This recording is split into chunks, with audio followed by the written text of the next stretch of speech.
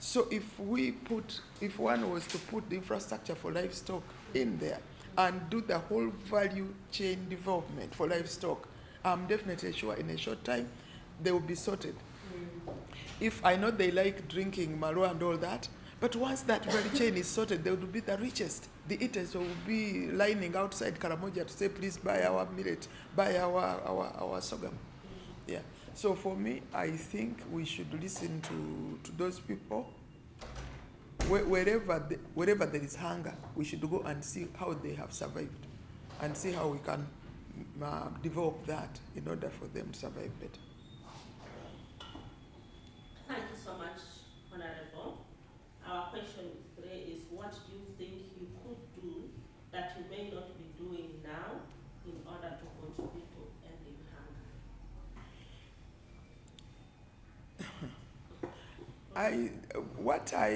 The role I have given to myself is advocacy. Yes. And I admit, while I'm advocating, there are some areas, because like the one I've just talked about, I'd have loved to say a bit more about it. But then in advocacy, one has to be very careful. You first have your facts and figures, data, then you advocate. Unfortunately, these days, it is becoming difficult to get data which is relevant. Well, sometimes you find data being quoted from 2017, 2018. I mean, this is 2022. That is one. Two, when you go to UBOS, they are my friends, and I like the fact that they are doing what they are doing. But when they tell you to go to their website, that is one of the most confusing websites anybody can send you to. And I know I tell people, I'm a little bit educated, but I find it so difficult to use. So for whose consumption is that information? They make it so difficult to to consume that information. So what am I doing which I could have done in order to contribute? I could have advocated better, but I need that information and that.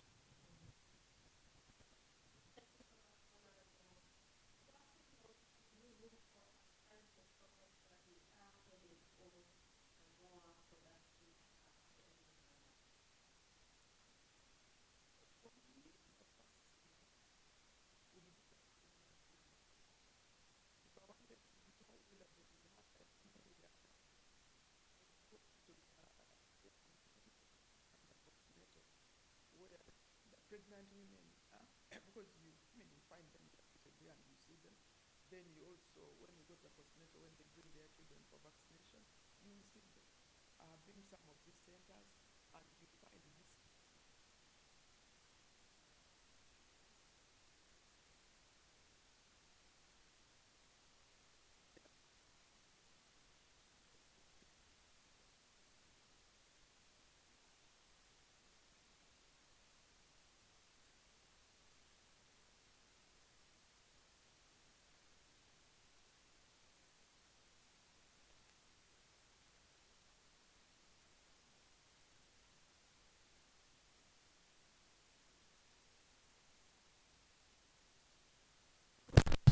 Conflict, climate change, poverty, and inequality.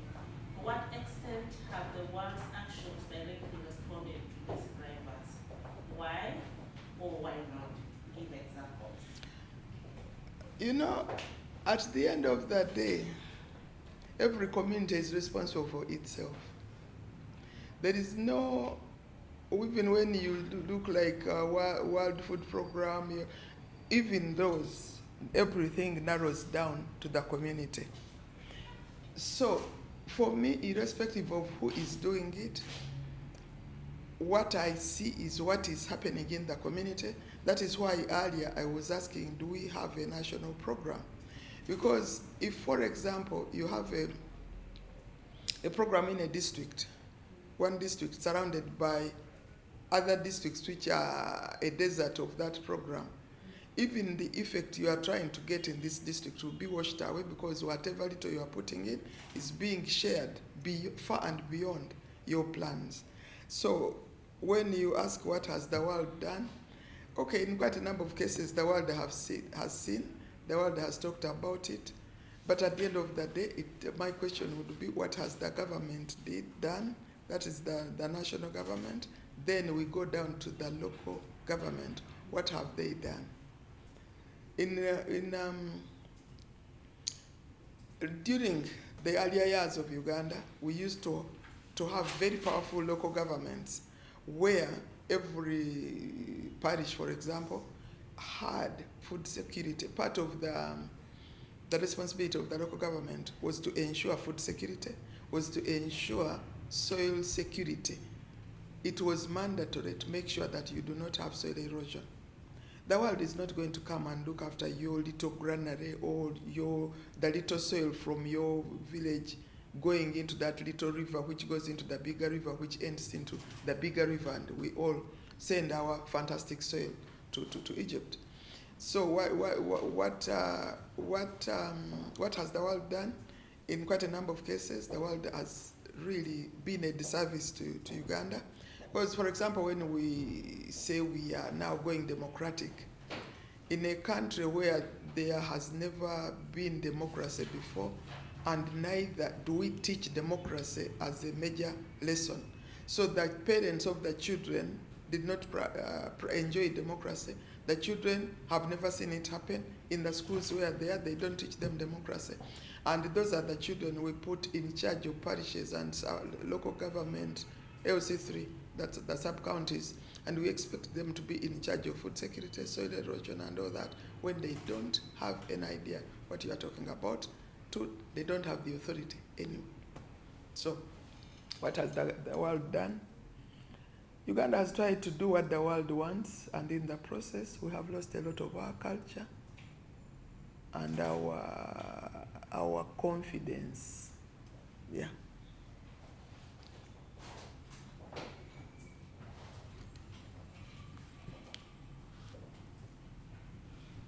Thank you very much, Honorable. Now we're going to look at the leadership part in regard to ending hunger. In the next 4 minutes, because I've got to leave. In the next 4 minutes, I'll try. Identify one organization, association, or group that you are aware of that is truly in your mind doing things differently in a way that allows them to make gains where others may not. What is unique about their approach, and why do you believe it has been successful? How big must it be? Pardon? How big must it be? You're giving a national thing. Okay. No, my example is not national. It's a school. Yes. In fact, it is schools. Currently, we have schools which have gone into agriculture education. The curriculum of Uganda has changed, but these schools have taken it far and beyond the curriculum. There's a junior school called MST, Junior Academy, and for them, as soon as your child arrives, in fact, when you take your child for interview and you go to see the school, they already tell you that here, whatever we teach, we use the Uganda primary school curriculum, but everything is hinged in agribusiness. So your child will actually be digging, your child will actually be feeding pigs, and so on and so forth. Now, coming from an agriculture country, in my view, nearly every primary school in Uganda should be doing what those people are doing. When you go, I've got a granddaughter there, and the other day we were in the garden, and there is a weed called clover. And so I uprooted it, and she said, "Grandma, you are just wasting time. For as long as the root has remained below, it will never die. If you want to kill it, we have to dig it up properly. And now that we have uprooted it, I won't see where it is in order to get it out." I mean, this is a 6-year-old. I'm like, wow. So for me, that is what I wish for Uganda. Thank you very much. Where does accountability for ending hunger lie, and where should it lie, and how can it be strengthened? Really, all accountability lies with government, because if you are in leadership, you cannot just enjoy the fruits and not the accountability. So the buck stops with the government, starting with the local government and then the national government. Yeah. Thank you so much. We are almost there, Honorable. If you could make one recommendation to someone in power that you think would allow us to achieve zero hunger, what would you recommend,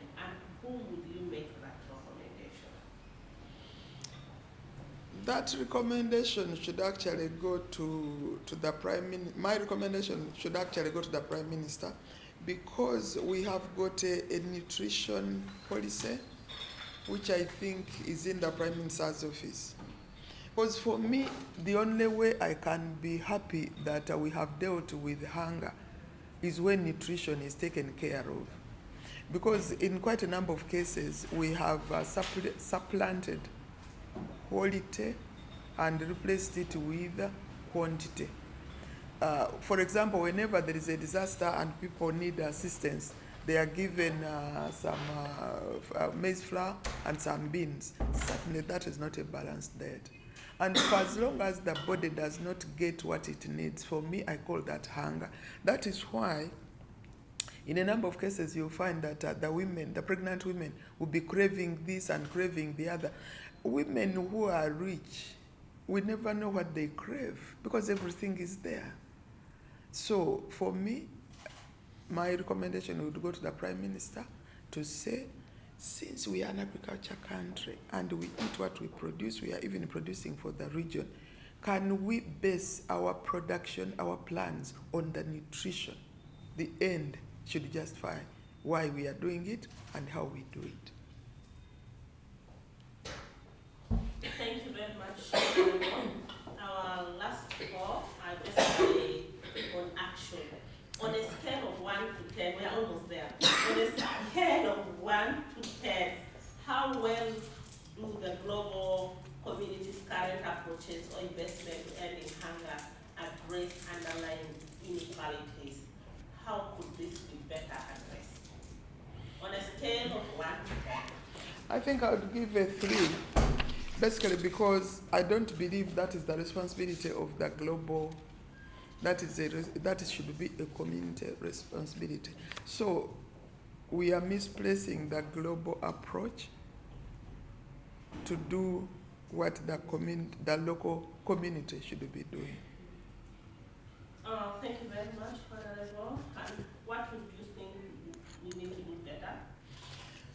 For me, what we need to do better is empower those communities. Unfortunately, the word empower has been overused.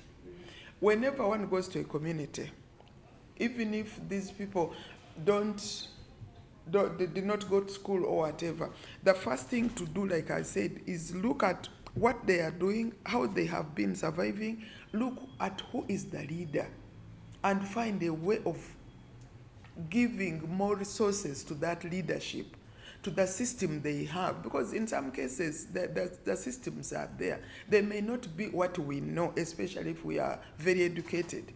In fact, in quite a number of cases, that is the mistake we make. When you take a very educated person to deal with the illiterate. In my life, some of the most difficult people to deal with are people with doctorates. Because when you get there and you ask a simple question like, what shall we eat today? Then they will analyze everything. When you talk to this illiterate, she will say, let us have posho and beans because I've already picked the greens and you are good to go. But with a doctorate, oh my God. Because I've got a few of those friends. The way they answer their questions. Yes. So we misplace resources. Thank you. I am cognizant of your time. What are 2 to 3 key approaches or actions that we know work well to reduce hunger? What limitations have they faced, and what support will be needed to make them better? Ask the question again.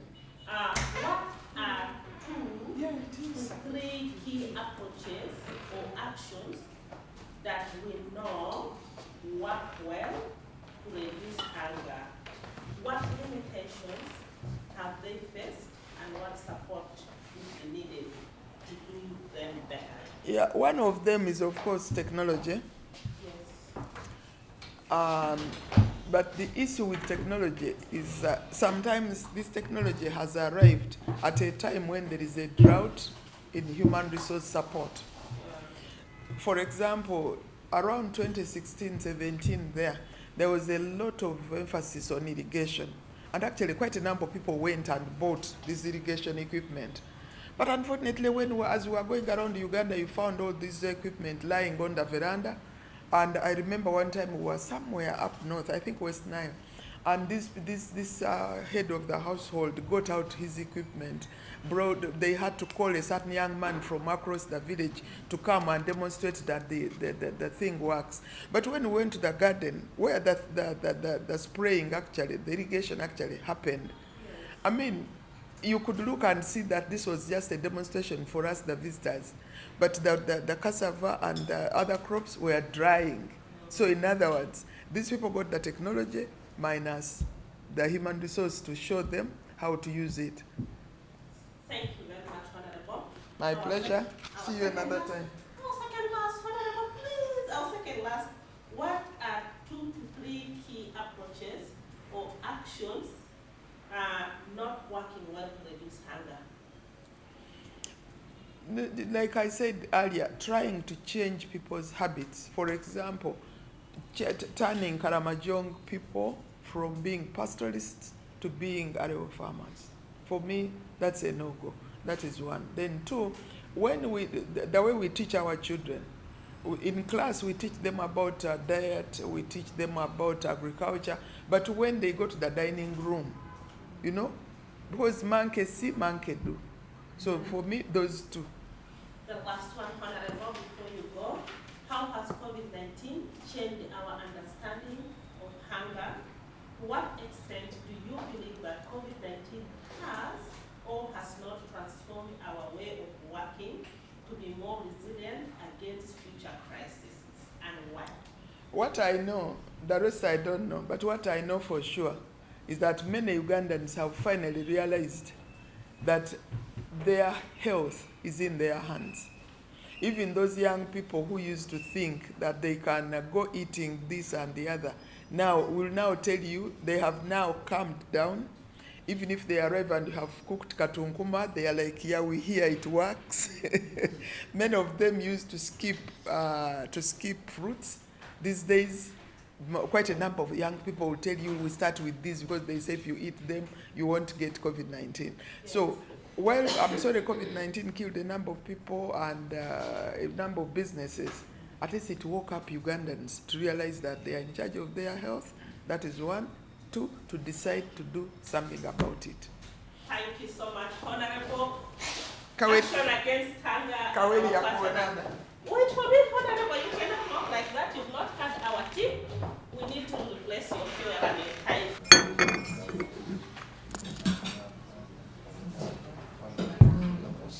Let's start when you're done. Okay. To this meeting. My name is Mariam Akiro. I work for Action Against Hunger as the Advocacy and Communications Coordinator. Action Against Hunger is a global movement of ending hunger.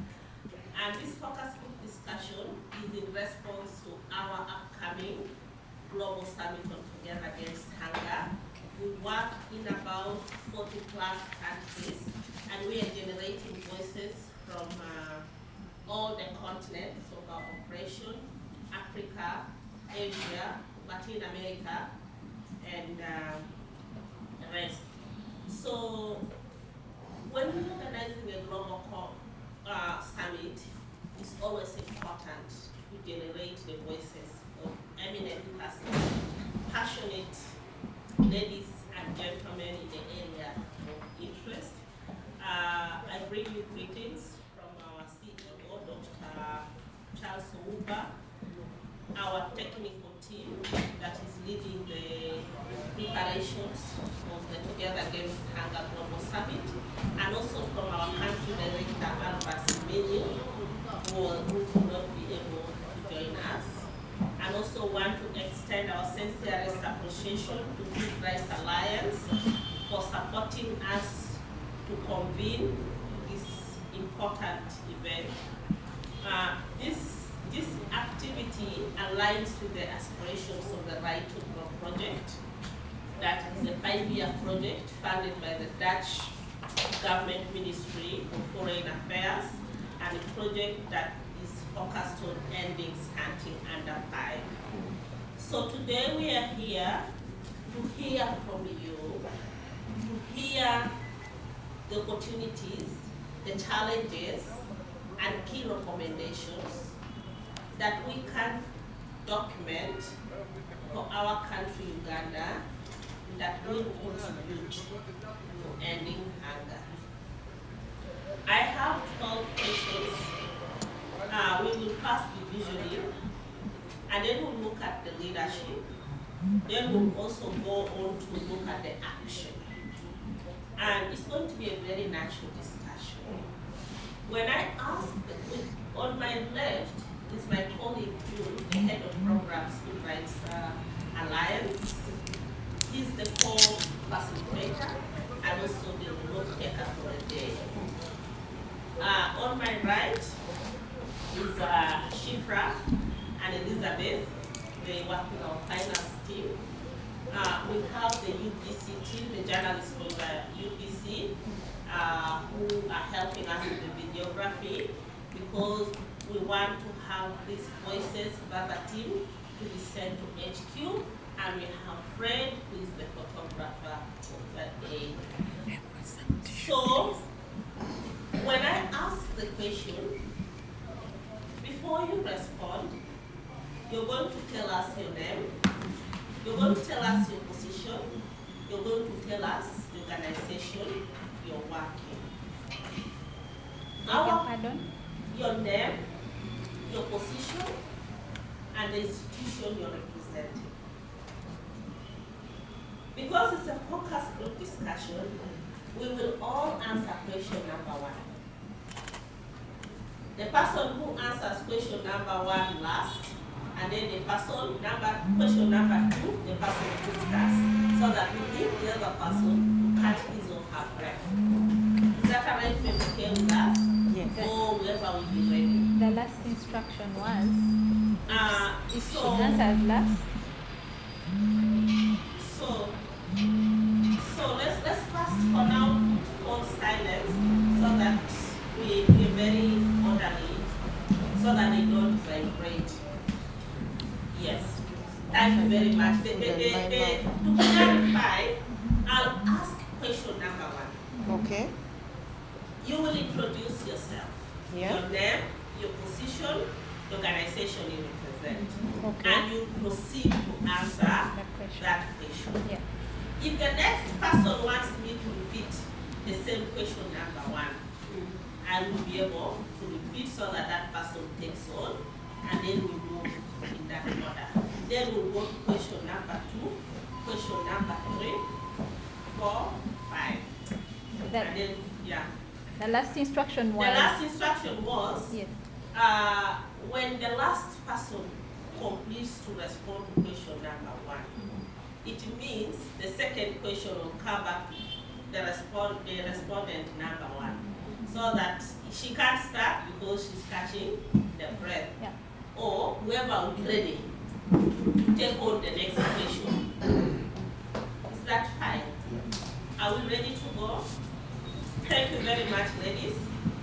Our question number 1 is, despite a decade-long international commitment to ending hunger by 2030, the Ending Hunger report found that 90% of survey respondents expect the number of people experiencing hunger to increase over the next 5 to 10 years. Despite a decade-long international commitment to ending hunger by 2030, what do you think are the main drivers of this outlook? Or what are the barriers to realizing a commitment? I repeat, despite a decade-long international commitment to ending hunger by 2030, the Zeroing on Ending Hunger report found that 90% of survey respondents expect the number of people experiencing hunger to increase over the next 5 to 10 years, despite a decade-long international commitment to ending hunger by 2030. What do you think are the main drivers of this outlook? Or what are the barriers to realizing the commitment? put up your hand when you're ready to answer. Okay. Good morning. Thank you for that question. I'm Ruth Nabagala. I work with PELAM Uganda, that is Participatory Ecological Land Use Management, and I lead the Agriculture Market Development Department. Your question is, I will agree with your question, I will agree with your statement. And the main drivers, I believe, are first of all, for the case of Uganda specifically, the population is increasing at a very, very high rate. So the plans and approaches that were made maybe 5 years ago were not in anticipation of the population and how fast it's growing. So that is one of the drivers. So we need to revise our approaches responding to the population and the growth of the population. That's number one. Number two is the issue of ensuring self-reliance. We won't focus on thinking the solution to solving hunger is out there, is going to be solved by different countries bringing help to Uganda, supporting Uganda, but the help is with us. And the help is with the people who are likely to become hungry. Those are the farmers. What do we need to do? We need to ensure self-reliance. We need to ensure that the farmer themselves can produce on their own food that they will eat today, tomorrow, and in the future. What does that bring on? It brings issues of ensuring that everything around the farm is supporting their production. That's when I bring in agroecology. That's where agroecology supports self-reliant.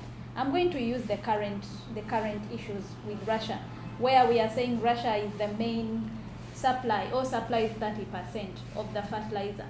Imagine now we can't receive the fertilizer because we've been depending on Russia. Isn't that hunger? Imagine if a farmer can produce their own fertilizer, their own inputs on their own farm. They take care of themselves. Those will be some of the issues that will support this situation. Thank you very much. Thank you very much, Ruth. Over to you, Florence. Thank you so much. My name is Florence Shemerire. I am a research associate with Makerere University School of Public Health, and I am also a public health nutritionist. I am also currently the acting president of the Nutrition Society of Uganda. So in response to your question, allow me to use this analogy that the fish rots from the head. So number one, as far as nutrition is concerned, we don't have a policy. Way back in the 80s, there was a draft food and nutrition policy. It is the one that we still read. It is the one that we still use. However, that was overridden by the first Nutrition Action Plan for Uganda, which expired in 2016. And then we have a new one, a new action plan. But much as we have an action plan for nutrition, which handles both undernutrition and overnutrition, we don't have a policy. So whoever comes to Uganda to support us to deal with undernutrition does what they want. If it's, let's say, organization A got funding from, let's say, World Vision International, and then organization B got funding from, let's say, Care America, so they are going to follow what those donors want to do, what suits the donors other than what suits the country. So when we are addressing malnutrition in the country, the context matters a lot. So much as the donor has their own interests, us on the ground need to also flaunt the context within which this donor is sponsoring this organization to do nutrition work. So the other issue is that we may have policies or we may have action plans. And implementation is meant to be multi-sectoral. So we are supposed to partner. Each sector should do something regarding nutrition. But the implementation is also messed up. And sometimes we don't know who is doing what. And sometimes we have sectors claiming other sectors' work. So it is really something that we need to iron out. The other thing is, I think that also falls into governance. As far as governance is concerned, or as far as like the infrastructure support is concerned, where we have leadership, governance, health in all policies, and all those tiers, we don't even know who is accounting to us, to the target population. I have never seen nutrition accountability reports. Who asks for them anyway? Yeah? But I have seen statistics in reports, in UDHS reports. But you know, there is a lot that international organizations have invested into dealing with hunger or malnutrition in Uganda. Who does the accountability? Where are those accountability reports? So I'm going also to comment a little bit on the overweight and obesity bit. We have, our country has a liberal market, operates a liberal market. In other words, investors come here, they can bring any kind of food in Uganda. And as a result, they don't respect our food sovereignty. So we are transitioning from eating the traditionally rich food to the processed, nutrient-poor foods at the same time.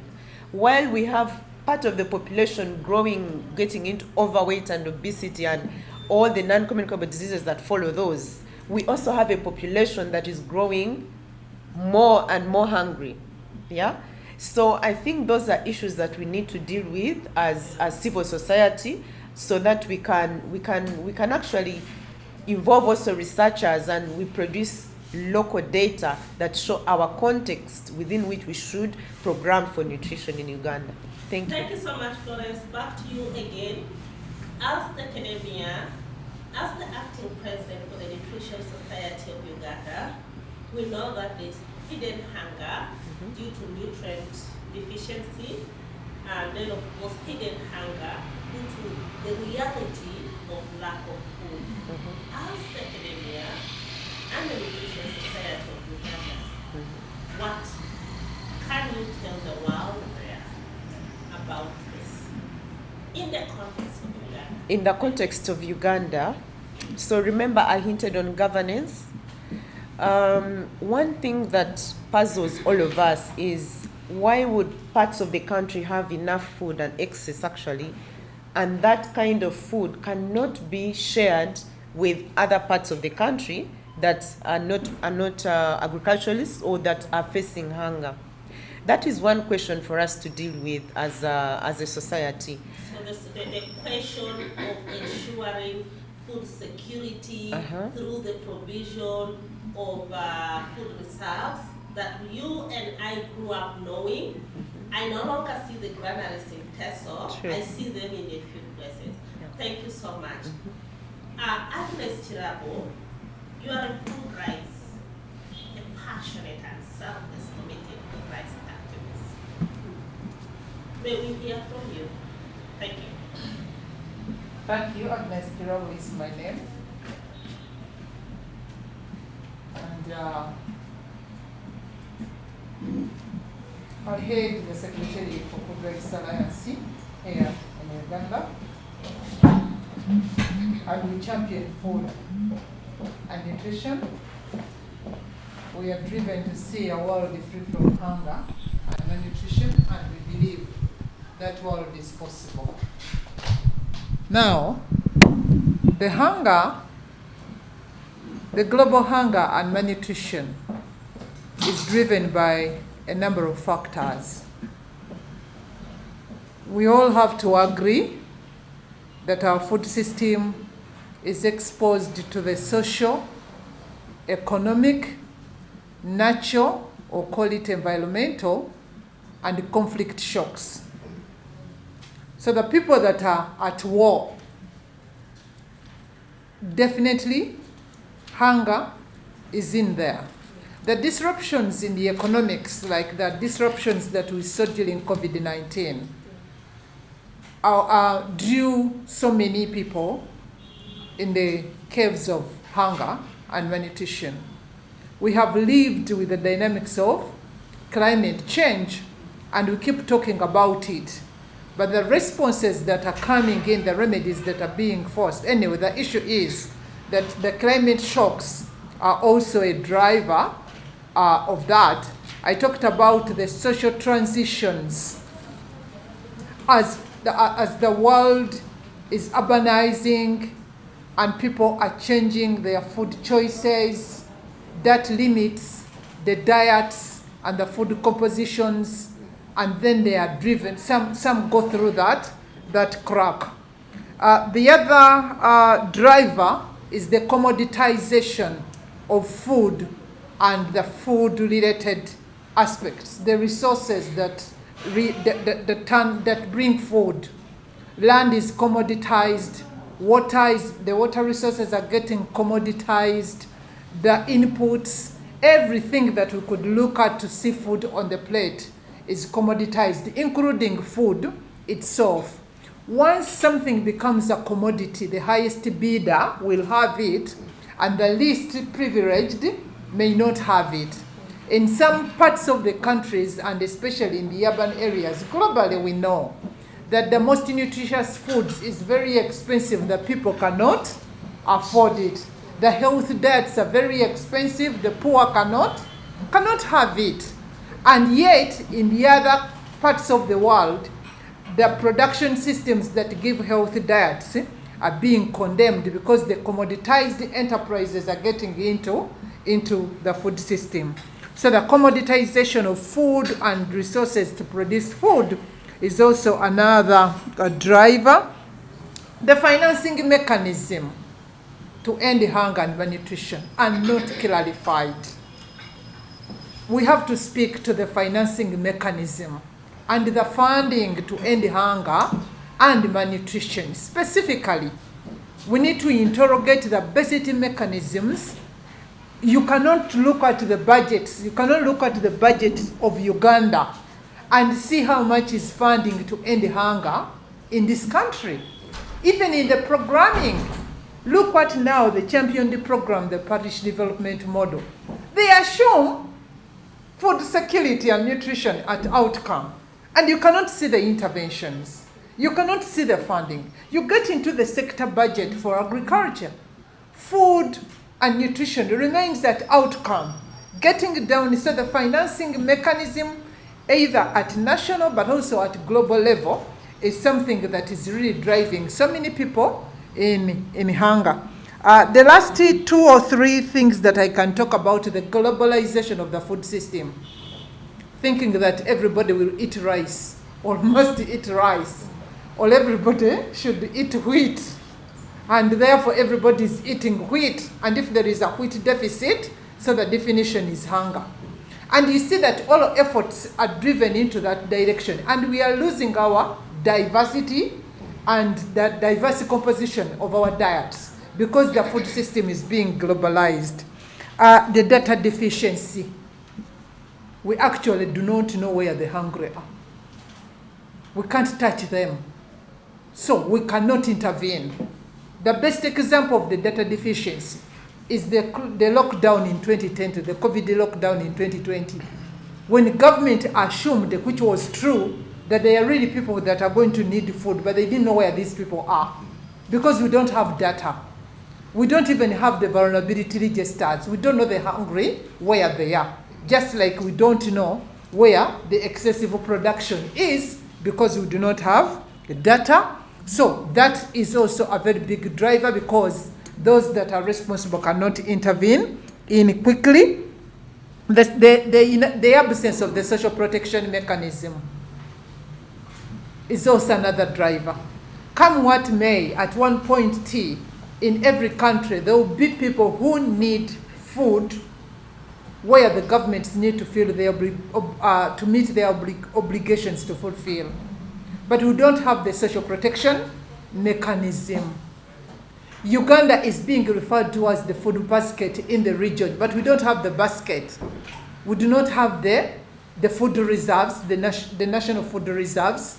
Actually, currently, they are referred to as the strategic reserves. They are not even, they are strategic, but we do not have the food reserves. And what did we see? When government wanted to give people food, in the total lockdown during the total lockdown in 2020. It had to go to the private sector, out competing even the few that could feed themselves, because the big buyer had happened and is buying at an extreme price. But because of the data, the complexity of it, the government itself didn't even know that in the country there were no beans. We had over-exported the beans prior to that period in time. So we never had the reserves, and we ended up giving people things that we are regretting up to this point in time. I need to finally talk about two things. Urbanization. Uganda, and indeed globally, Uganda, we are urbanizing at a rate of 5.7%. We are declaring new cities every other financial year. Every village is becoming a municipality and a town council of some kind. And these ones are being developed to eat into the arable production areas where the women were growing their food, now going to grow it under conditions of the urban areas. But also secondly, we are attracting a vast population in these public areas, urban areas, that require food. And we need to ask ourselves, what are the people in the urban areas going to eat? When we are eating into the arable production lands, we do not have the data systems, we do not have the social protection, but we are urbanizing. And we are urbanizing with a poor population of the young people that will need definitely to eat, but they do not even have the incomes to buy the food, and they have left the production to an average farmer, a woman who is 50 years old. Finally, I wanted to end with the governance. I think globally, we haven't accepted that hunger and malnutrition is a governance issue. And so it should be debated and regulated and governed as a governance issue. My colleague here has talked about the issues of policies and laws and so on. We have a policy. And if you look at the detail of that policy, it's a very good policy that has not been ably given or investment done to see its implementation. The coming of the Nutrition Action Plan 1 was one of the attempts to implement this policy. It's called the Food and Nutrition Policy of 2003. It talked about so many things, including the multi-sectoral things that we are championing now, like we are the proprietors of them. They are written in that policy. But that policy talks about something significant, which is related to funding. It proposes that we must have an institution that is being held accountable. When the country goes hungry, somebody must be answerable. There should be somebody who plans for our food. There should be a person who plans just in case of a calamity like we're in COVID-19 and is prepared. There must be somebody with strategies that are being implemented annually and financed, that is coordinating all the stakeholders that are playing a role in the food system. We do not have an institution. So we do not have that organ or that person to be held accountable. So food remains scattered everywhere. How do we get an institution? An institution comes with a legislation. We have a law on everything, including oil that was found the other day and is getting finished tomorrow. We have a law on oil and gas. We do not have a law on food, and therefore we do not have an institution. My organization and colleagues that we work with, we have engaged the Ministry of Finance on issues of financing food and nutrition. The previous PST, the Secretary to the Treasury, told me twice that, Chirabo, I'm listening and I'm hearing and I'm understanding, but I don't allocate money to shadows. I allocate money to institutions that should be accountable for that money. So the governance system, and we need from all levels, from the global to the regional to the national levels, start appreciating hunger and malnutrition as a governance issue, because in the presence of hunger, we see social, economic, political, and security instability. I submit. Thank you so much, our champion for food rights. Taking on from there, I am coming to you, the only man, Mr. Chimera, a food rights activist The consumer. and champion for consumers. The man's voice in the room. Thank you. Thank you very much, colleagues. Chimera Henry.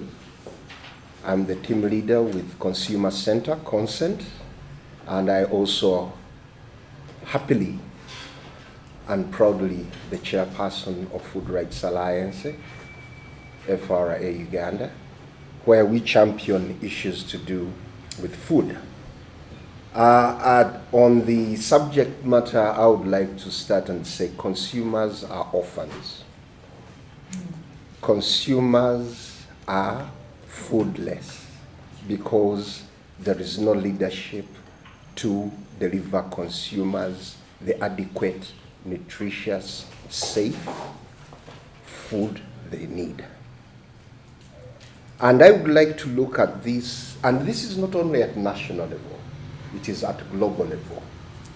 Food, which is the foundation of human health, is being ping-ponged as a table tennis game. All solutions are sent from the lack of political will to profit. Then the profit people go to the negotiation rooms to come up with policies and waivers that will give them the leverage in the market. So that's why I'm saying the consumers globally are orphans. They do not have the duty bearers with them. So that is how I would wish to start by saying that what you have said and what the action against anger is trying to do is valid. But the vagaries of the food table tennis are out there wide open to look for the loopholes and gaps to increase the stock exchange. The stock exchange is not, food stock exchange isn't in Uganda, it is global, and for a few food commodities, which is unfortunate. The status quo is aggravated further by aspects I'm going to share from a consumer perspective. But they are all related to what my colleagues have raised. They are political, they are legal, they are technological, they are social. Consumers who have got a diverse cultural perspective are conditioned to a mindset of a few, which that is the decision taken by those on the food table tennis.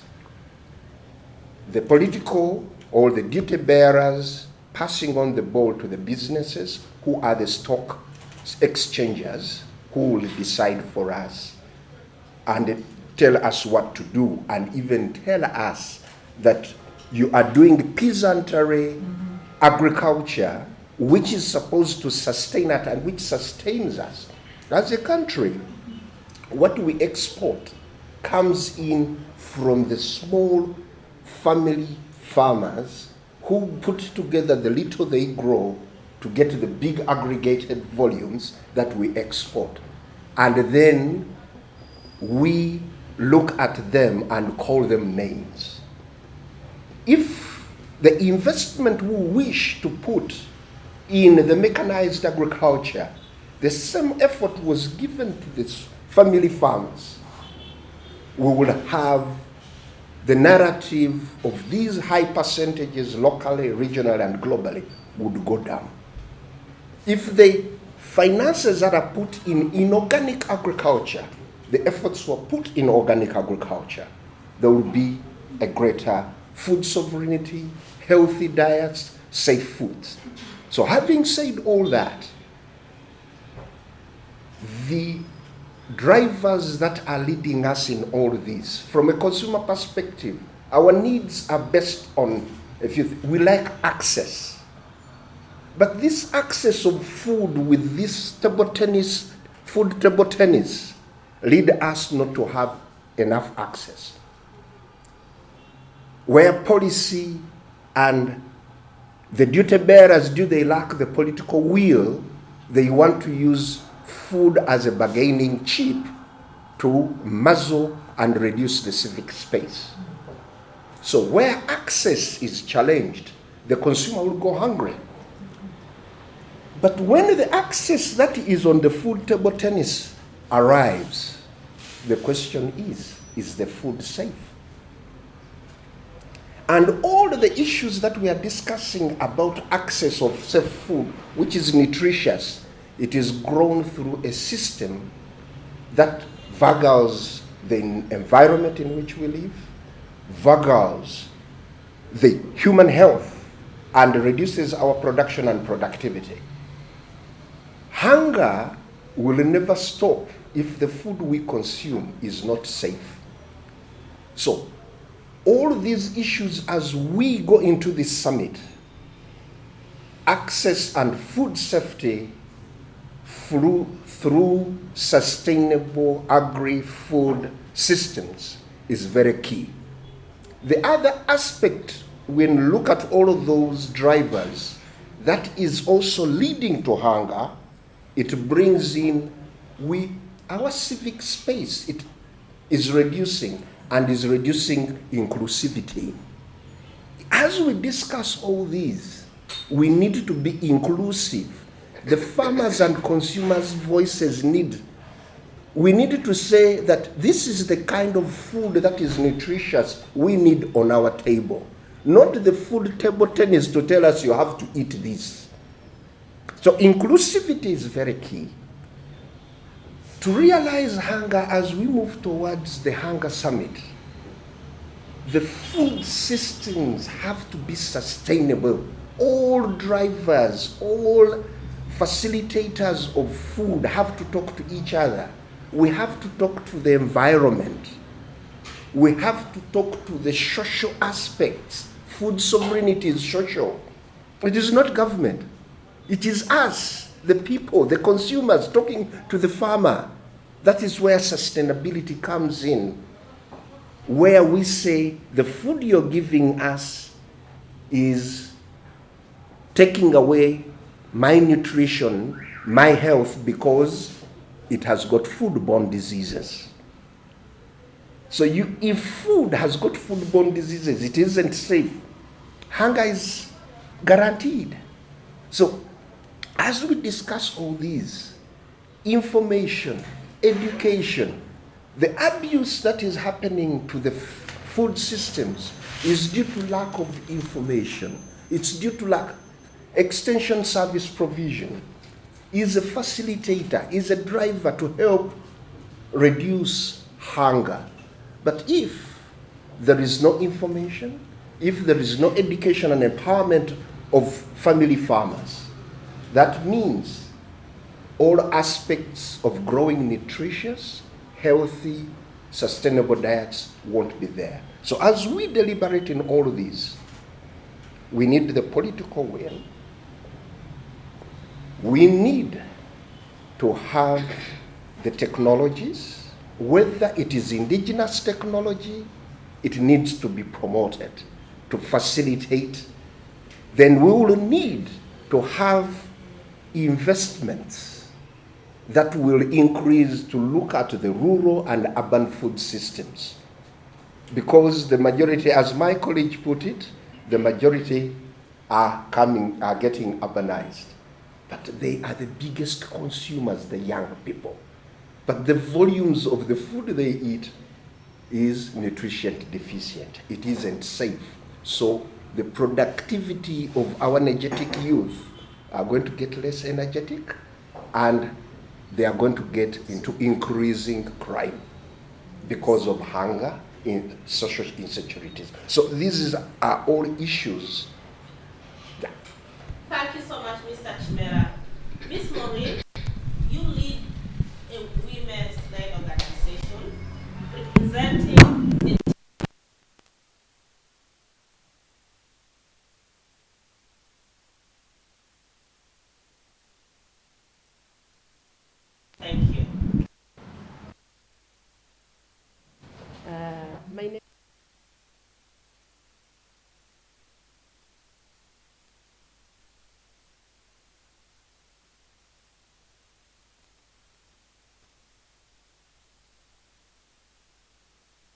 dive into the question, the first question I have in my mind, what I always ask myself is that what is our role when it comes to, ending hunger? As in, it starts with you as an individual. As I'm here, what is my role? What am I doing to contribute to the hunger in this world?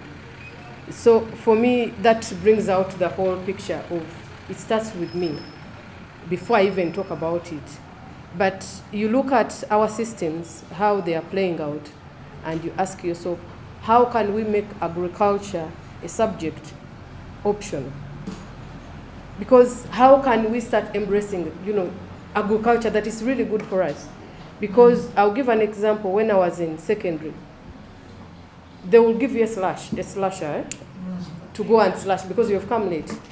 Or you go and dig, we used to have those demonstration gardens at school. When you come late, you go and dig. So what is that we are creating, the mind we are creating behind agriculture? Yet none of us can survive without food. So for me, it goes back to, the policies of the government, that can we try to go back to the roots? If this is our backbone, why don't we ensure that agriculture is compulsory? And let us ensure that all schools have those demonstration farms. But now we are seeing all schools, these storage buildings, they don't have even space where kids can learn from. I'm having my child, she's in P4, but we are there struggling. She wants to see fibrous, roots. Mommy, can I see now? I have to go and walk and get grasses to uproot and show how fibrous roots look like. You see, that some of the things we take them lightly, but there are simple things that we can start with to build that bigger picture that we want to see. The other is for us to see the nexus of the whole hunger, how it's connected to education, the health, and what, because it contributes a lot to everything. Like my colleagues have been, alluding to all this, that everything is interconnected. But we are also missing out bringing the food system, like the food system, who are those within the food system and the chain itself? Who are those? Because my colleagues have been saying, people have to bring food, you have to sell it. But where are you leaving the people who are bringing food to the people in the community here? I think it was in the news or social media, where they're saying we are eating greens that are contaminated and, they are increasing cancer cases. So what are we doing to this? Because they're also part of it, but we are leaving it out. And then we're saying we want to, to promote people to have food and all that. But the people who are doing the agriculture, the majority are women. And we are here always singing the same issue. Women don't have access to land. What are we doing? As government, can we maybe say that we go farmer cooperatives, we give them land, that we can provide this cooperative in Guru, big land, because the land is there. But who is controlling the land again? That you're saying that if I don't have land, we can, based in our cooperatives, we get the land, we say we are going to grow millet. And then we shall supply that millet, add value to it, and then we supply to our countries or supply to our regions that don't have food. But again, you get back to also still in the same line with access to land. Even if I have land, I might have land which is also not fertile enough, or which doesn't also accommodate the kind of products that I want to put on that land. So we have a database that has, that shows the different soil fertilities, which kind of crops can grow in which regions, because we need some of those. That, for example, I'm in Busia. Busia, these are the best crops to grow. And I know I'll go for that. But because I want to survive, I'll come and put matoke, I'll come and put groundnuts, I'll put everything, which doesn't even yield anything. And at the end of the day, I'm losing. But it also takes us back to our indigenous crops. Where are they? They are disappearing gradually, but steadily. And at the end of the day, we shall go back to beg, like we are doing already. Because we have, my granny used to have that granary, and you would season for planting, you go get your seeds, go and plant. But now I have to have money, which money is also not accessible. So what are we doing? Are we saving ourselves? Are we promoting somebody's strategy already, which they laid, and we are here looking and saying, this is the yield, please go for this. And we are all turning our eyes there. But what happened to the African traditional crop seeds that we had? That in the end of the day, we are glorifying money so much. But we are forgetting that I should have food. I grow food, I'm going to sell the entire food. And in the end of the day, the man I've got cannot even sustain me for a year or for a month. And again, I have to wait for the rain, to pray, God give us rain. But I'm contributing to cutting down the trees. But I will not get the rain. But I don't have access to this information. Tell me that when I cut down trees, then it will also affect the rain patterns. Maria, Thank you very much. In our subsequent questions, I request that we each spend 1 minute. This is supposed to be a 1-hour video. So, Ruth, I'm coming to you. You say what you want to say, and I bring the question. 1 minute, so that we are able to catch up the 1 hour that is allocated to the focus group discussion. Yes, please, Ruth. Yes. This one has not come up, and I feel it's important that we talk about it. Please. And that's access to seed. Quality seeds. Yes, quality Access to seed. quality seeds. Access to quality seed in a timely manner. I'm going to use an example of my recent. Actually, Ruth, yes. access to quality and conventionally bred seeds for Uganda. Yes. Because we are not yet promoting genetically modified seeds. Yes. Thank you. Thank you very much. So that is also In a 1 very minute. big situation. Yes. And I'm going to use an example. The 1 minute, I'm going to use it for an example. Recently, I was interacting with different farmers who in the last season were supposed to plant seed for marketing by January, February. And when we went in January, February, they said we accessed seed very late. So we were not able to plant. Now, in that season, there was a big gap of lack of seed or lack of production or less production because they accessed seed very late. What do I encourage? Strengthening the community managed seed systems. Thank you very much. Thank you so much, Ruth. Picking on from there, colleagues, what would you need to shift in the way the world thinks or operates to achieve zero hunger for everyone for good? Why haven't these shifts happened already?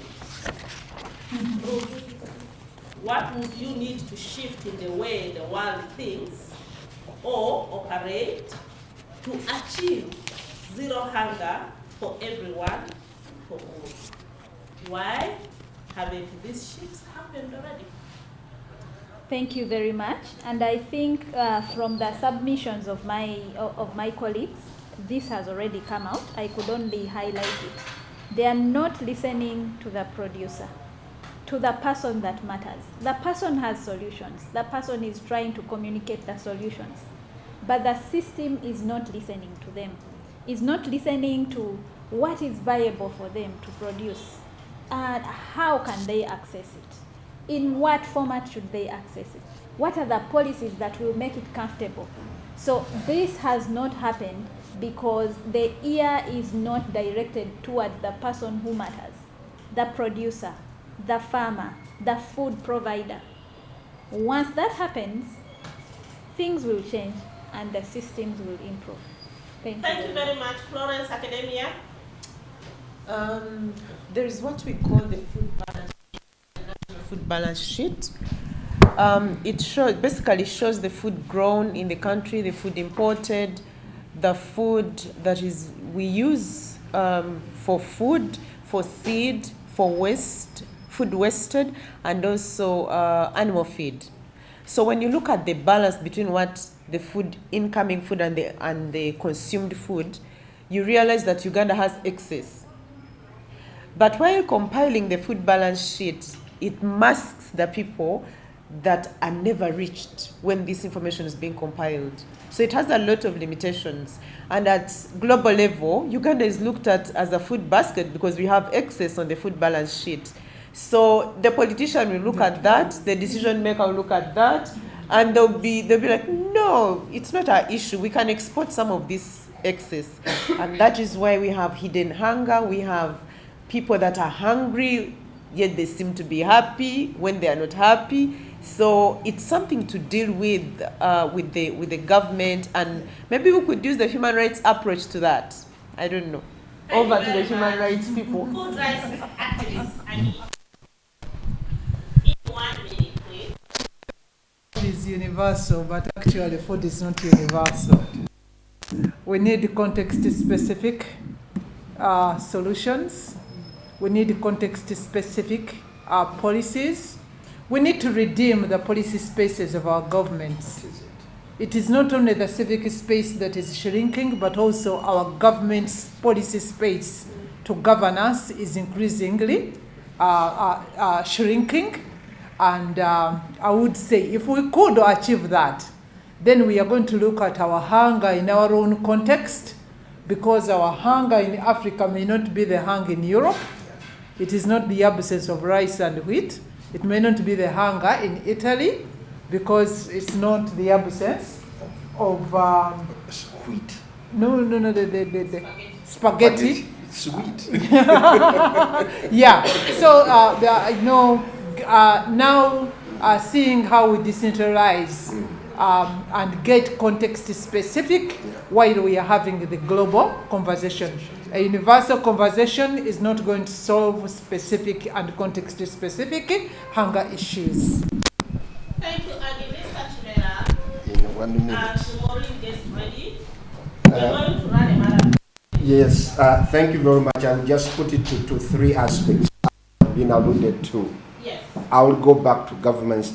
It is political will. If our duty bearers put down their feet and say we are regenerating our successes in food, successes in everything, which we have had in the country like Uganda, and that's why we are called a food basket, though we are a loose end.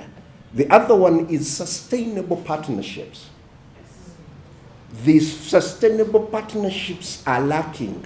Cooperatives were our sustainable partnerships as a country, our grandparents, because they came together sustainably and they had cooperatives. And these cooperatives had mutual understanding. That's where the sustainability was. Then lastly, aspects to do with investing in addressing what we are losing to address food loss and waste. And that still goes back to political, because they have got the money. The family farmer hasn't got the money. The consumer hasn't got the money. So it also requires, the food we are losing is so much that it can feed us. Then the aspect of farmer-consumer dialogue to reduce the food footprint. These are going to be very key and they are very important. Thank you. Thank you, Maureen. Over to you. As Lucy put the next question. Yeah, thank you. For me, I think I would just call all our government to practically decentralize the powers. Why am I saying that? That at the local districts or the local government, let them handle these issues at the local district, because these are the people who understand how their district operates. Instead of the context like Agnes has said, instead of us going blah blah blah blah. But again, we should also emphasize civic education. Let it come back, especially from the primary schools. Let it get back. It will enable us also to be patriotic in one way or another, to love our country, but also to embrace that agriculture is our thing for this country. Thank you so much, Maureen, Ruth, and colleagues. What do you think you could do that you may not be doing now in order to contribute to ending hunger? What do you think you could do that you are not doing now in order to contribute to ending hunger? Thank you. Okay. Colleagues, could someone begin? Let me start. Agnes, Let me Agnes, start. what do you think you could do that you may not be doing now in order to contribute to ending hunger? Okay. Academia. Like my colleagues alluded to, Ruth earlier said that the solution is with us. So I have actually tried to take the few documents we have in Ministry of Health to go and educate people at community level. I have done that, and that approach, educating a mother to use what they have at home and balance the meal on the plate on a daily basis, and preserve what the excess during the harvest period to use in periods of scarcity. That solved malnutrition in a community called Luka, in two of the sub-counties where we did this intervention. So what we are not doing now is to use what we have. We already have so many documents that are written under Ministry of Health and IEC materials, and they are not reaching the grassroots person, because some of those new districts don't have those documents. Yet at ministry level, all that is sponsored. Why isn't it reaching the grassroots? Thank you. And it's also not reaching the grassroots because it's in a language that they do not understand. Okay, so thank you for bringing that up. We got the different manuals and adopted them to the local context. So we had to work with the mothers, the village health team members, the sub-county chiefs, the parish leaders, and we looked at the manuals and got the actual problems at community level at that time and incorporated them into the manuals and used those manuals to educate the mothers so we could solve their issues at that time. So, but if we got down with textbook information, that may not work for the mother. You have to find out what their problem is. You solve their problem through the education. Thank you very much. And also ensuring that it's not just text. Yes. It's pictorial. Yeah. Yes, Ruth? Okay, so since the microphone is here, I could go ahead. Please. This is connected to my last response. The solution is with the farmers, with the producers. And if we self-criticize, what am I not doing? I think it's better, it's easier to believe the source than the messenger. Yes. So in most cases, at this table, we needed to have 2 or 3 farmers. I'm sure there are farmers who can speak English right now. I'm sure there are farmers who are empowered and everything. Yes. So what do we need to do? Listen to the farmer directly, not as the messengers of the farmers. Less at this point, the solutions a farmer is giving is more believable than the solutions I would be giving, I who work with the farmers. Thank you very much. Thank you. We need to generate voices of the victims, of the farmers, of the right people. Yes, food rights activists in 1 minute. The private sector. Working with the private sector. Now the driver of the decisions that are happening in the food system, and is one party that we have not worked with aggressively. So we need to bring the private sector to the social tables that are discussing food, such that they could responsibly invest and give people, the consumers, the safe, the nutritious and the health diets they need, that they invest in some health value chains, the diverse value chains. The value chains that the private sector is investing in are very narrow compared to what the Africa food system provides to address hunger and malnutrition. So my next move, the private sector. Thank you very much. Yes, Mr. Chimera, consumer rights. Yeah, one of the things that not doing seriously is by shying away. All I'm doing seriously, shying away to talk about the issues in these shrinking spaces. And that is to increase talking about the vagaries that are affecting consumers. The other thing that is not being done and which can help and which is available are the appropriate technologies that will go into producing and bring about a change in food systems. Then the last one is not doing that aggressive campaign on one driver, the farm gate prices are incentivized to incentivize the farmers. Yes. So today, the ping pong of commodity prices at the farm gate are discouraging agricultural production. So that is one other thing that isn't being done today very aggressively, that we need to do aggressively, and it will be done very well if we bring the private sector onto the table. Could you pay the requisite price to improve the welfare of the farmer? An improved welfare of the farmer is an improved welfare of the nation.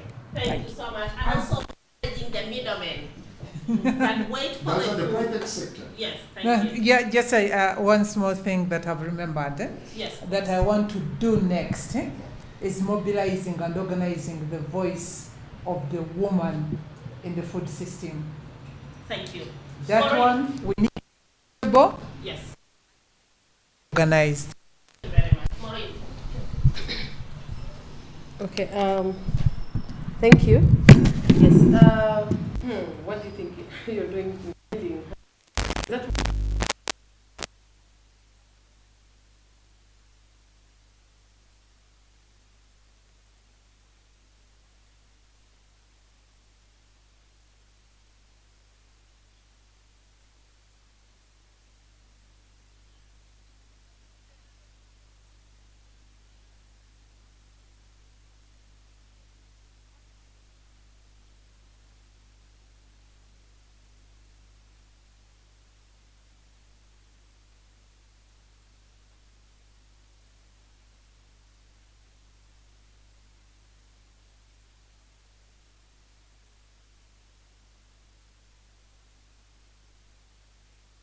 For example, the market garden application that we created as Institute for Social Transformation, enabling women, market women to sell online. So we are trying to see that we can now loop it to the rural women farmers so that they can sell directly to the market woman to avoid the issues of the middlemen. So we need to scale up the market garden application. So that is what we're Thank you so much.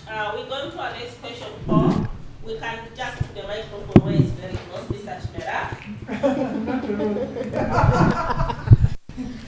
Okay, let's get ready. What signals would you look for as signs of progress that we are headed on a more productive path to ending hunger? What signals would you look for as signs of progress that we are headed on a more productive path to ending hunger? In 1 minute. Okay. I would like to say most of the signals we have already talked about them. Yes. Social improvement of the food producers.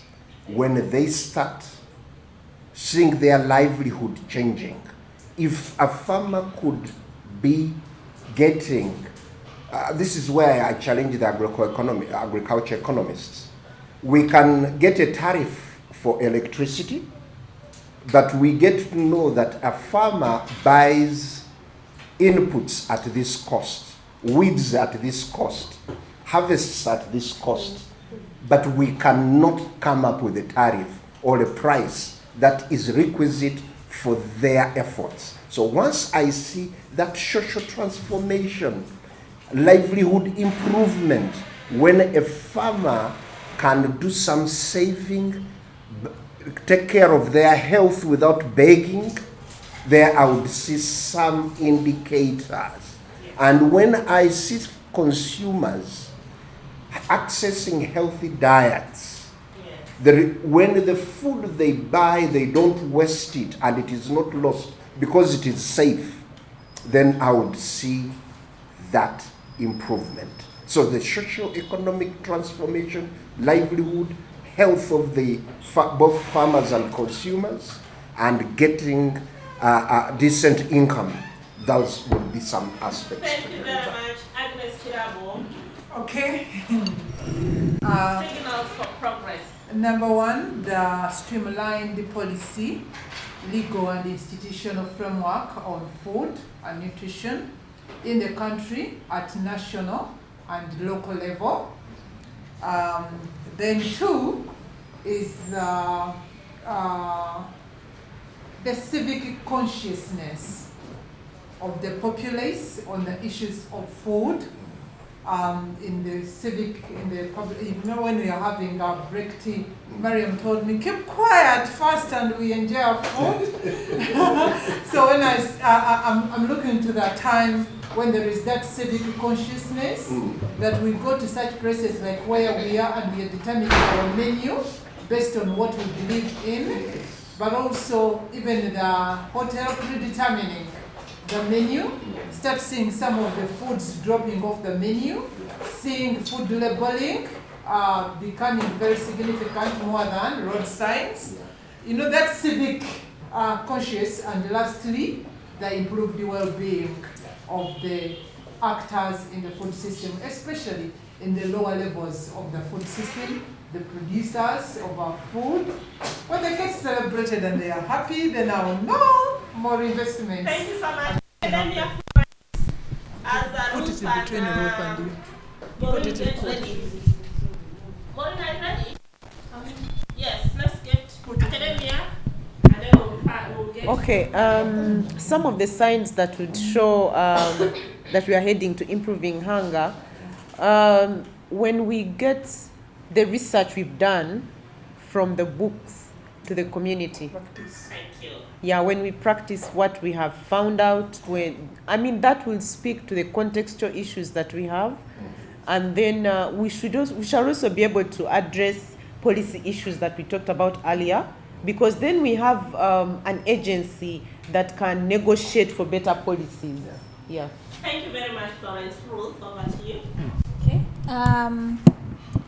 Signals, one of them is self-sustenance of the producer farms. I started with this, and that is less dependence on external inputs and within internal, that is number one. Healthy populations. Yes. Healthy populations from nutrition, like COVID-19, people could have survived.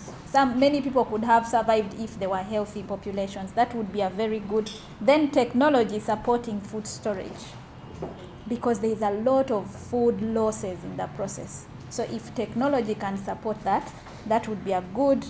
And then action following recommendations from the producers. Yes. Those will be good signals to show progress. Thank you so much. Proper post-food handling is key. Maureen?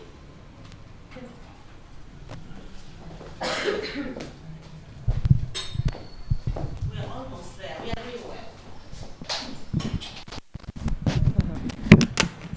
Thank you, Mariam. For me, the signals would be many. Of course, we all know that the malnutrition levels are high, especially kids of 5 and below. So if we see that reducing greatly, I think that will show us that we are really moving forward. Then a reduced number of women dying due to malnutrition. Yes, the pregnant mothers, because we have seen them die. Yes. So if we see that reduction, then it will also show signal that things are moving. But also to see that there is food moving to those districts that have scarcity of food, that from the abundant areas to the scarce areas. I think that will also show that we are doing well. But also value addition to our products, I think, to also. Yeah. Thank you so much. On my side, for me, the signals, if I see women accessing land, when I see the farmers having access to quality and affordable agricultural inputs, when I see,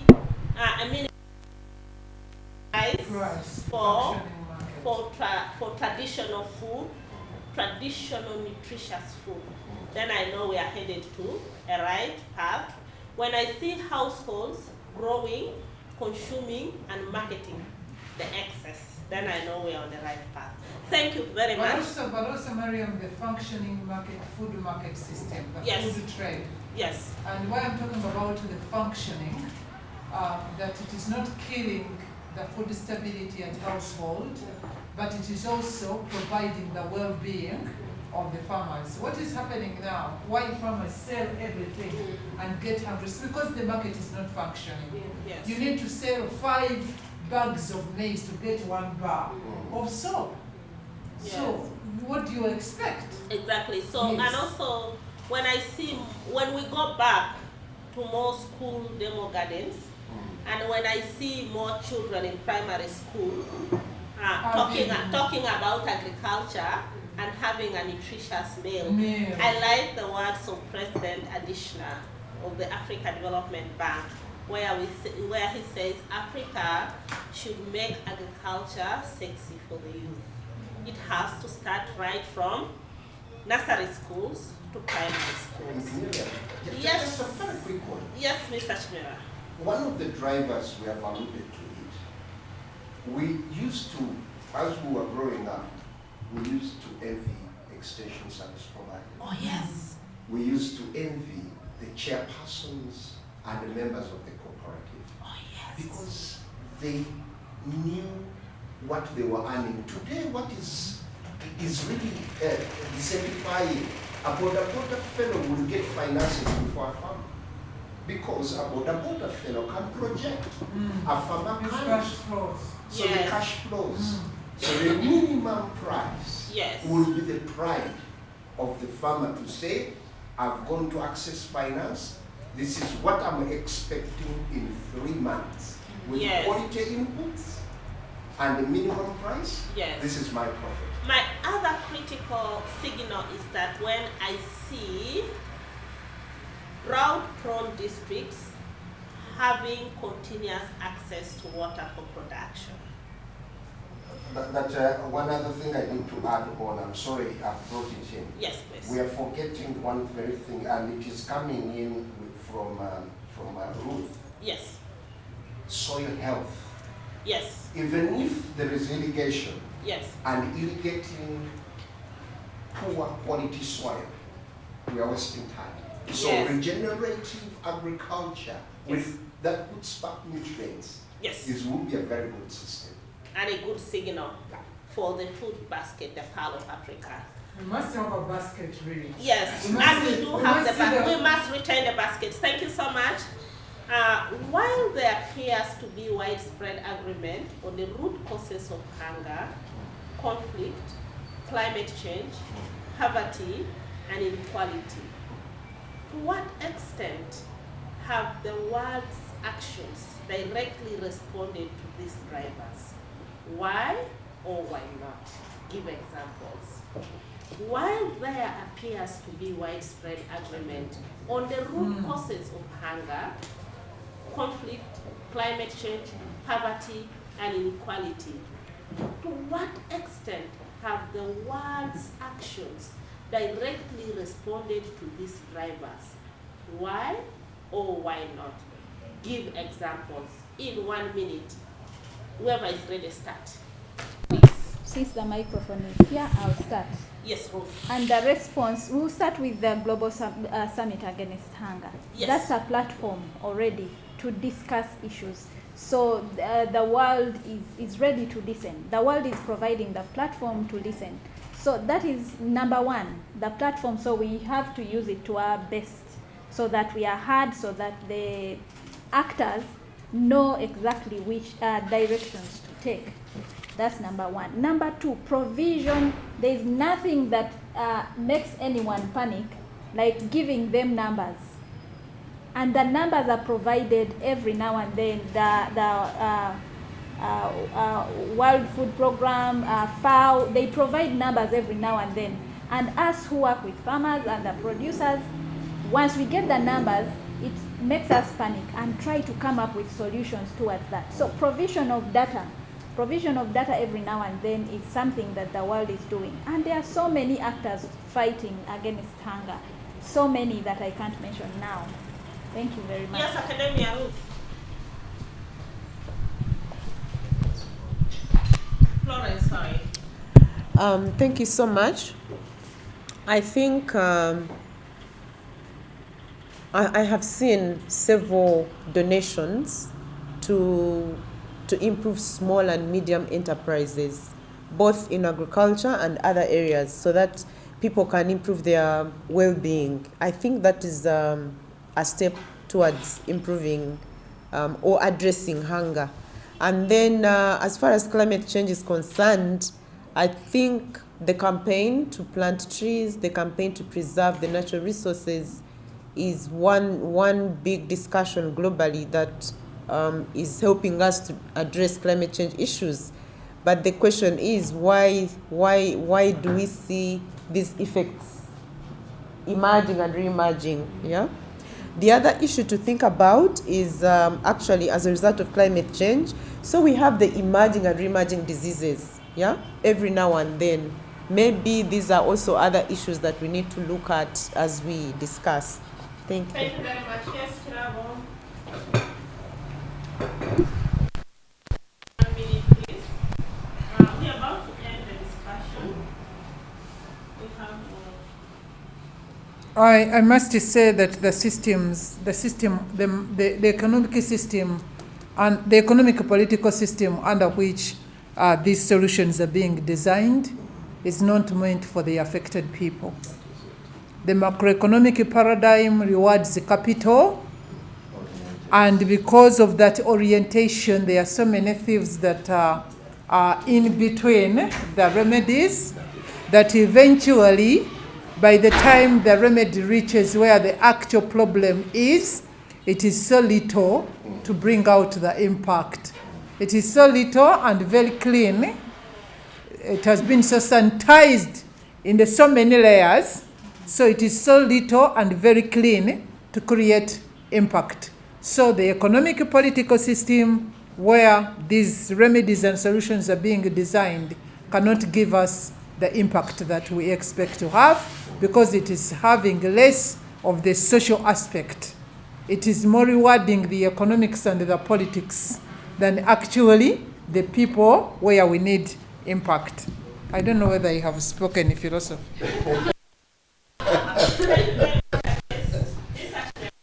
Yes. You see, there is one thing that I will appreciate. Having knowledge, conceptualizing it, comprehending it, and utilizing the solutions. The global food geopolitics has not fallen in love with all of those challenges. Those challenges are money-making. They have created opportunities. So, the global food geopolitics that knows it is now in the powers in the national governments. The lobbyists fly in private jets to start discussing how to share the land, leading to land grabbing and increased conflict. So, solution, zero, because of greed. Thank you. Maureen. Our next section is going to look at the leadership that has yes. So the pastor, you are responding. We are about to leave. We were supposed to leave by 11. Okay, Maureen. Knowing the problem, but what the solutions? From the global side, what they have been able to do for us. Consensus on the problem, but you don't see the solution. Coming from the global side. Climate change, conflict, there is consensus that they are the drivers of hunger. But What extent have they addressed that? Thank What you. extent have they and have they not? Examples. Thank you. First of all, I would love to first appreciate what they have been able to do, because we can't say that they haven't done anything. They have done tremendous work to a certain extent. But nonetheless, there are also other challenges that come with the funding that they give us to do the problems that they identify for us. And then, they come up with a solution. Like we have already said, you have to first identify the problem with the beneficiaries before you get your solutions to them, because they know what the solution is. So most times we are going because they are saying there is this, and we all run, there is that. But what are we doing? For us, are we at that level of planning? That we are planned, that even before the other plans come, our plans are clear. You see, Yes. that there is that gap. Thank you. Yes, for Thank me. you so much. Maureen is clearly telling us that as a country, we need to have a clear agenda and stop being donor-driven and consumers of other people's ideology and agenda. Thank you so much. Our next section is going to look at the leadership. And yes, the governance thing.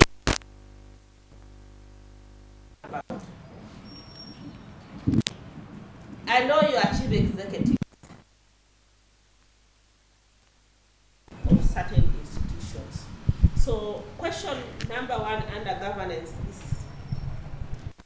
identify one organization, association, or group that you are aware of that is truly in your mind doing things differently in a way that allows them to make gains where others may not.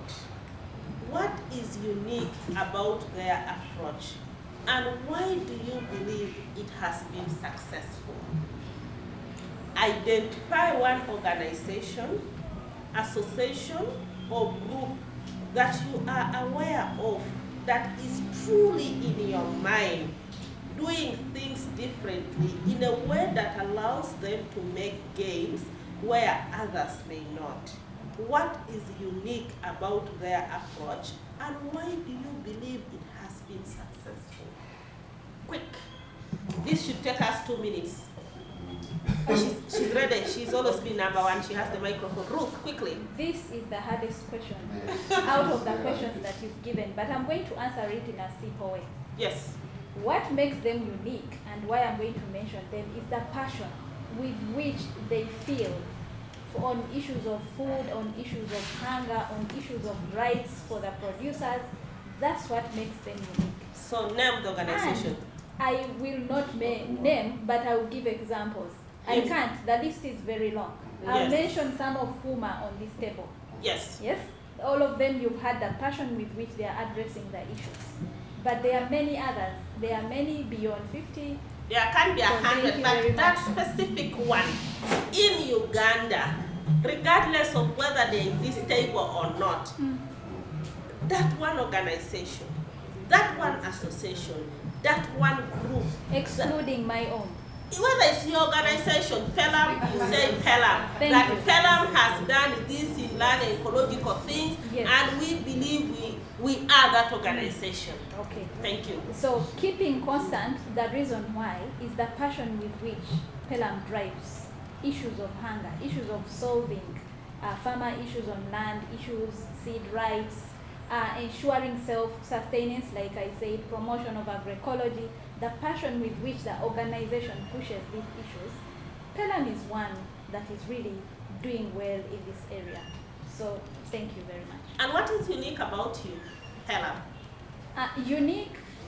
Yes, I know you have said, okay. Yes. So you have actually said it, your approach. The approach and the passion Thank you. towards the cause. Thank you so much. Nutrition. Academia. This time around, I'm going to talk about a project that is under School of Public Health. Yes. It's a collaboration between Europe countries and communities in Mukono district. Yes. They have been able to address cardiovascular diseases. These are diseases that are diet related, right? Yes. And so the approach is that they went to the farmers and first studied what the farmers eat, how they behave, their healthcare systems, and then they came up with a solution together. So the community in Mukono behaves differently from the community in the UK and also the community in Sweden. So, but what happened is that each site came up with the solutions involving the people that are affected by cardiovascular diseases. And so currently, the proportion of people with those cardiovascular diseases has reduced in Mukono, the sites, they were in Buikwe and some other sites. And then the people who are affected have taken it up upon themselves, like the people with the disease. They are going out to educate other people in the community to prevent them facing a similar situation. That is called implementation science in academia. So you have the solution, but you use the people to also implement the solution as the researcher picks data to be able to also teach other communities. Yes. Yeah. The people-centered approach is Yes. clearly coming here. Food rights activists. Yeah. Even when I'm given a chance to choose again, Yes. I'll choose Food Rights Alliance. And the reason being that we have championed the agenda of food, hunger, and malnutrition in Uganda and in the region. And we have been able to bring out the political, economic issues of hunger and malnutrition that have been rare, bringing the issues of food and hunger to be debated in the decision-making tables than being field issues. That is one of the unique approaches.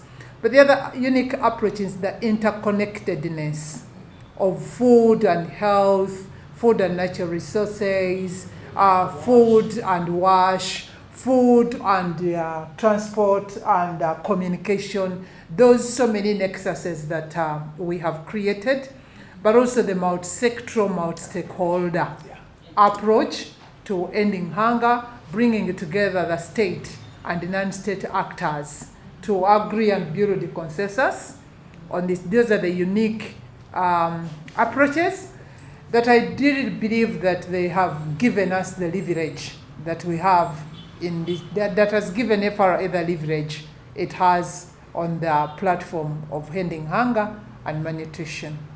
Thank you very much. Mr. Chimera, what would the chairperson of the FRA In half a minute? Still, if I would be choosing, I would continuously choose FRA that I'm leading. And adding on the uniqueness, it's the membership that is on every corner of the nation. Then the other uniqueness, irrespective of talking of transport, it is from farmer to consumer. So the whole holistic. Then the other aspect, she has brought it out, bringing different stakeholders, because all of us here on the table, when we like bringing together the likely-minded organization, individuals, to engage locally, nationally, regionally, and globally. Then lastly,